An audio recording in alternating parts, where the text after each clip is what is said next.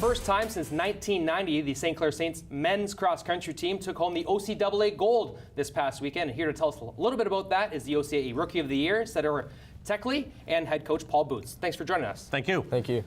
Coach, you've been here for a handful of years now. What is it like to take this group from some guys that you saw maybe in middle of August to now see them as at the top of the podium as OCAA medalists here in the first week of November? Very exciting, that's for sure. We've had 4 or 5 meets, and these guys have yet to finish in second place. They've won every single time, so this was very satisfying for them. They were very excited, and so was the coaching staff. So it was a great day for sure. Absolutely. Now, Thador, you were 4th overall at the OCAA meet. You were named the Rookie of the Year. What was it like for you to go through this last couple of months of training and getting better, and then ultimately seeing you ahead of all your teammates at the OCAA meet? No, yeah, it was definitely a journey throughout the season, and what I learned from it was to trust the team. We're training with like really good runners. And they're just super focused, and they help me overcome a lot of obstacles, and they just paved the path for success. And that's what was shown at this meet at OCAAs. Coach, how impressed were you with his run at OCAAs after seeing him maybe struggle in some of the opening runs of the year, and then obviously be the lead guy of the pack this week? It wasn't like we were totally shocked, and he implemented a little bit of new strategy that we had discussed. So when he started out and moved up during the race, it was a surprise, but not really a huge surprise, for sure. In Nationals in 2 weeks, who do you think might be the biggest competition? Obviously, you haven't been able to see what the finals are around each conference, but just off the top of your head, who do you think is going to be some tough competition at Seneca?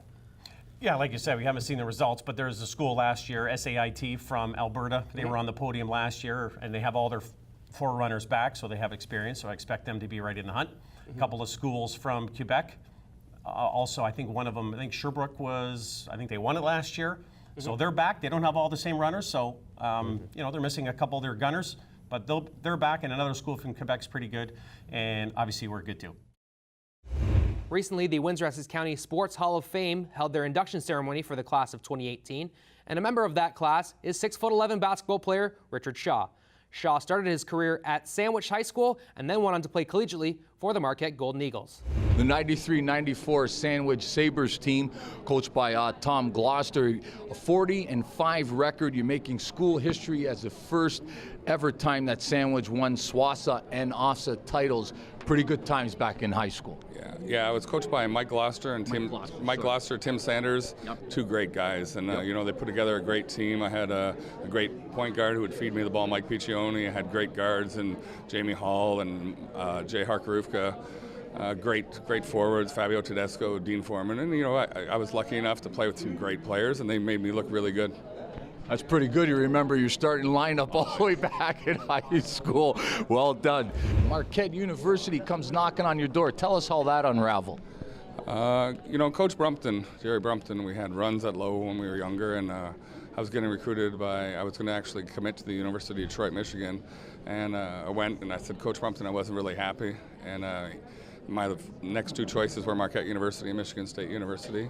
And Kevin O'Neill called and said, Rich, we still have the scholarship opportunity for you, and I accepted.